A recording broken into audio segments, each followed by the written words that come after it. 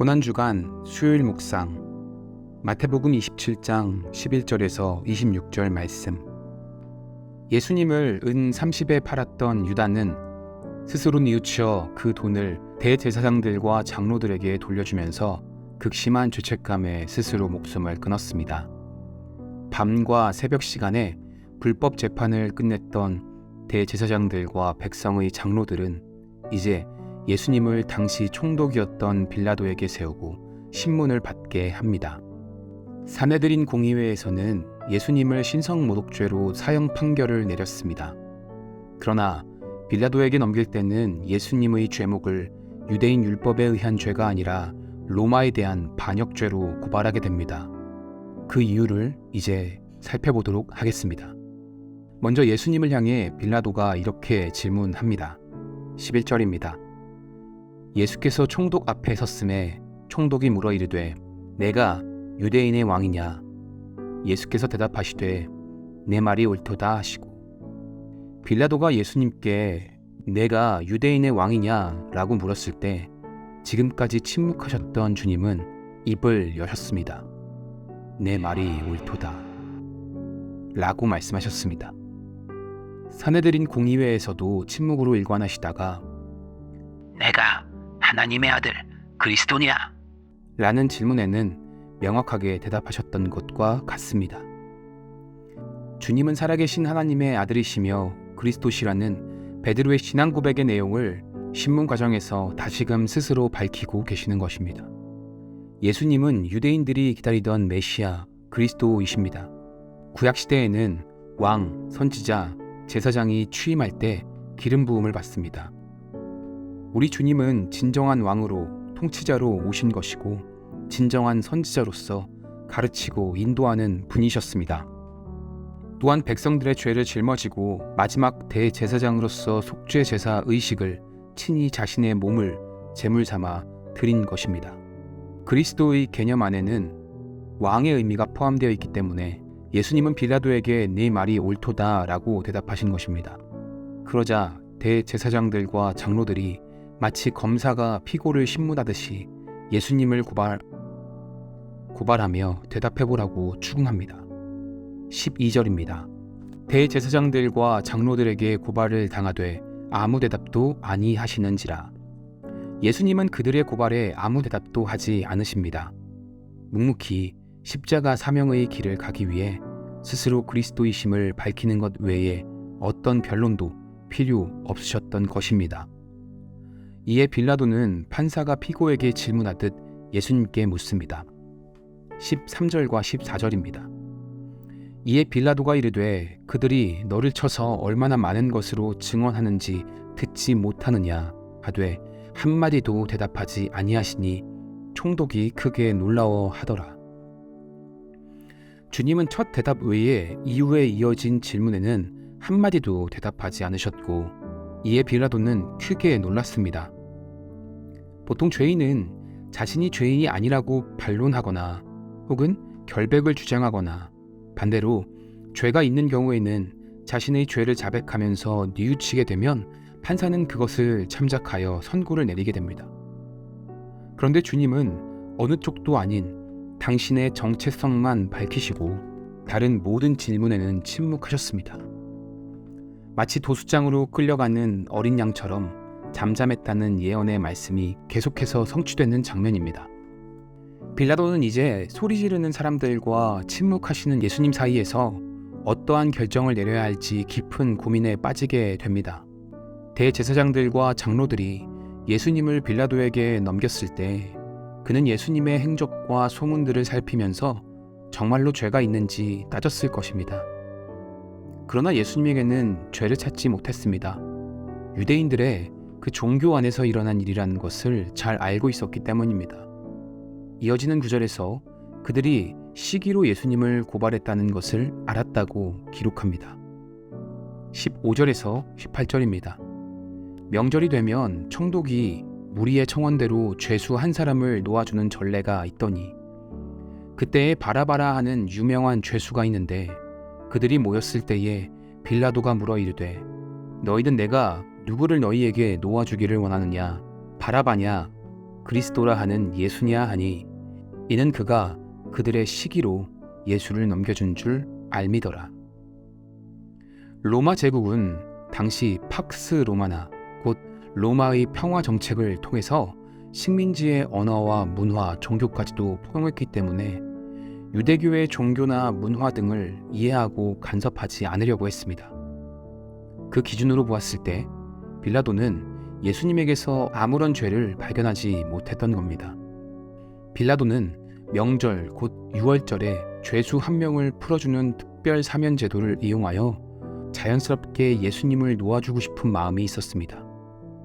그러나 그는 군중들을 떠보면서 바라바와 예수님 중에서 선택하도록 질문합니다. 이미 백성들의 마음은 예수님에 대한 분노로 가득 차 있는 상황에서 사실 이 질문은 큰 의미가 없어 보입니다. 그러던 중 빌라도의 아내가 사람을 보내 꿈 이야기를 하며 빌라도에게 부탁을 합니다. 19절입니다. 총독이 재판석에 앉았을 때에 그의 아내가 사람을 보내어 이르되 저 옳은 사람에게 아무 상관도 하지 마옵소서. 오늘 꿈에 내가 그 사람으로 인하여 애를 많이 태웠나이다 하더라. 예수님에게 어떠한 해도 가하지 말라는 부탁입니다. 그 꿈 내용이 정확히 어떤 것인지는 모르지만 하나님은 그의 아내를 통해 빌라도에게 한 번 더 기회를 주시는 것입니다. 그러나 빌라도는 여전히 대중들의 눈치만 보느라 소신 있는 판단을 내리지 못하고 있습니다. 20절과 21절에서 대제사장들과 장로들은 무리를 선동하여 바라바를 풀어주라고 요청하기를 종용합니다. 총독은 무리의 분노와 요구에 어쩔 수 없이 자신의 책임을 회피하고자 다시금 질문하고 격앙된 무리 정해진 답만 듣고 있습니다. 빌라도의 입장에서 보면 쉬운 상황은 아니었을 것입니다. 그러나 그 순간의 선택으로 인하여 그는 2000년 기독교 역사에서 오래도록, 아니 영원토록 예수님에게 사형 선고를 내린 사람으로 계속해서 되살아나고 있습니다. 만약 우리가 빌라도의 자리에 있었다면 과연 어떤 선택을 했을지 생각해 봅시다. 자신의 양심을 따를 것인가, 아니면 세상의 흐름과 군중의 일부가 될 것인가에 대한 선택 말입니다. 그러나 시간이 지나고 보면 양심의 편에, 진리의 편에 섰을 때 그 결과가 아름답다는 것을 우리는 지난 역사를 통해서 깨닫게 됩니다. 당장은 나에게 피해가 있을 것 같고 괴롭고 고민되고 힘든 것 같지만 우리는 그리스도인으로서 때로 인생의 여러 순간에서 선과 진리를 선택할 수 있는, 주님 편에 설 수 있는 용기와 지혜가 있어야 합니다. 비록 그것으로 인해 고난받게 될지라도 우리가 주님을 생각하며 묵상하며 그곳에 서 있길 원합니다. 날마다 우리의 삶이 세속적 가치관에서 점점 벗어나고 하나님의 말씀이 가르쳐 주신 성경적 기준으로 더욱더 무장되어야 하겠습니다. 백성들이 바라바를 놓아주라고 소리치자 빌라도는 당황하여 그러면 예수를 어떻게 할지 또 물어보게 되고 결국 스스로 책임을 회피하며 예수님에게 십자가형을 선고합니다. 22절입니다. 빌라도가 이르되 그러면 그리스도라 하는 예수를 내가 어떻게 하랴? 그들이 다 이르되 십자가에 못 박혀야 하겠나이다. 빌라도가 이르되 어찌미냐? 무슨 악한 일을 하였느냐? 그들이 더욱 소리질러 이르되 십자가에 못 박혀야 하겠나이다 하는지라. 빌라도가 아무 성과도 없이 도리어 밀란이 나려는 것을 보고 물을 가져다가 무리 앞에서 손을 씻으며 이르되 이 사람의 피에 대해서 나는 무죄하니 너희가 당하라. 백성이 다 대답하여 이르되 그 피를 우리와 우리 자손에게 돌릴지어다 하거늘. 이에 바라바는 그들에게 놓아주고 예수는 채찍질하고 십자가에 못 박히게 넘겨주니라. 군중들은 이유를 말하지 않고 무조건 십자가에 못 박아야 한다고 소리 지릅니다. 빌라도는 어찌할 도리가 없어 무리 앞에서 손을 씻으며 이 사람의 피에 대해 스스로 무죄하다고 밝히고 그 죄책을 무리들과 자손들에게 돌립니다. 무지하고 악한 백성들의 분노와 무책임하고도 우유부단한 지도자에 의해 죄 없는 예수님은 십자가 처형이라는 끔찍한 선고를 당하게 된 것입니다. 그리고 바라바는 풀려나고 예수님은 십자가 형장으로 끌려가십니다. 십자가는 로마의 형벌입니다. 식민지 백성들이 무려 자신들을 지배하던 나라의 사형 방법을 외치고 있는 겁니다. 같은 동포에 대한 사랑도 자비도 없이 너무나 처절하고도 악한 모습을 보여주고 있습니다. 구약 성경에서 십자가를 예언하지는 않았습니다. 그러나 신명기에 보면 나무에 달린 자마다 하나님께 저주를 받았다는 기록이 있습니다.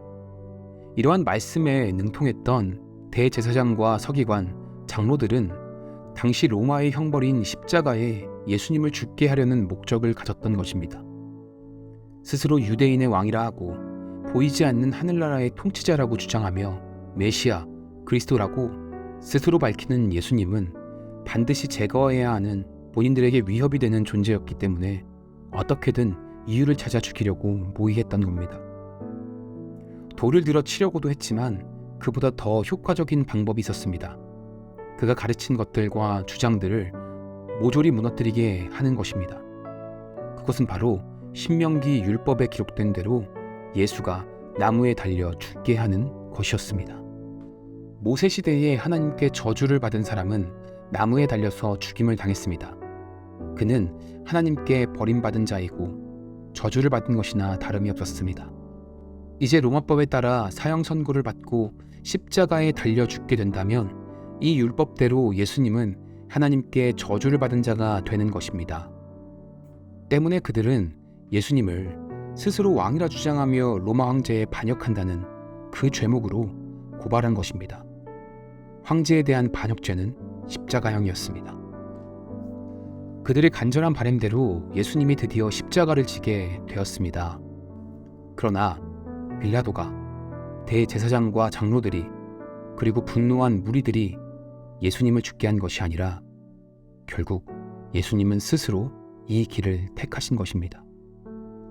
그분은 죽기 위해서 이 땅에 오셨습니다. 그분의 죽음으로 우리는 죄사함과 영원한 생명을 누릴 수 있게 되었습니다. 이 당시 바라바는 과연 어떤 생각을 했을지 상상해 봅니다. 저 사람은 누군데 나 대신에 십자가에 못 박히게 되는 것이? 나는 과연 풀려날 자격이 있는 사람인가? 난 이제 이 죽음에서 벗어난 인생을 어떻게 살아야 하지? 그런데 이 바라바의 모습이 바로 우리들의 모습입니다. 우리는 죄로 말미암아 죽음으로 달려가고 있었습니다. 그런 우리를 그리스도의 십자가로 구원하시고 영원한 생명을 허락해 주신 것입니다. 이 놀라운 사실을 생각만 해도 우리는 감사가 넘쳐야 할 것입니다. 오늘 하루 나 대신 십자가에 돌아가신 대속의 은혜를 다시 묵상하면서 오직 예수 그리스도의 십자가 은혜만이 우리의 구원이고 유일한 소망임을 인정하고 하루를 살아도 나의 힘이신 여호와 하나님 구주 예수 그리스도를 위해 살아가는 위드 청년들의 귀한 삶이 되기를 축복합니다. 기도하겠습니다. 하나님 아버지, 오늘 빌라도의 법정에 서신 예수님, 십자가 사형 선고를 받으시는 예수님의 모습을 통해 다시금 주님의 은혜를 생각하고 깨닫게 하시니 감사합니다. 묵묵히 하나님 아버지의 뜻을 따라 고난의 십자가 길을 걸어가셨던 그 주님처럼 우리도 우리에게 맡겨진 십자가 사명이 있다면 나의 힘이신 하나님을 의지하고 잠잠히 기도하며 감당할 수 있는 능력을 더하여 주시길 원합니다. 빌라도처럼 책임을 회피하며 세상의 풍토와 군중에게 휩쓸려가는 그런 내가 되지 않게 도와주시고 맡겨주신 소명의 자리에서 성령의 음성을 따라 선하고 정직하고 정의로운 자가 되는 우리가 되게 하여 주시옵소서. 또한 예수님 때문에 자유와 생명을 얻은 바라바처럼 우리 역시 용서받은 죄인으로 늘 우리 주님의 십자가를 기억하며 감사하는 삶을 살아갈 수 있도록 붙들어 주시옵소서. 감사드리며 예수 그리스도의 이름으로 기도했습니다. 아멘.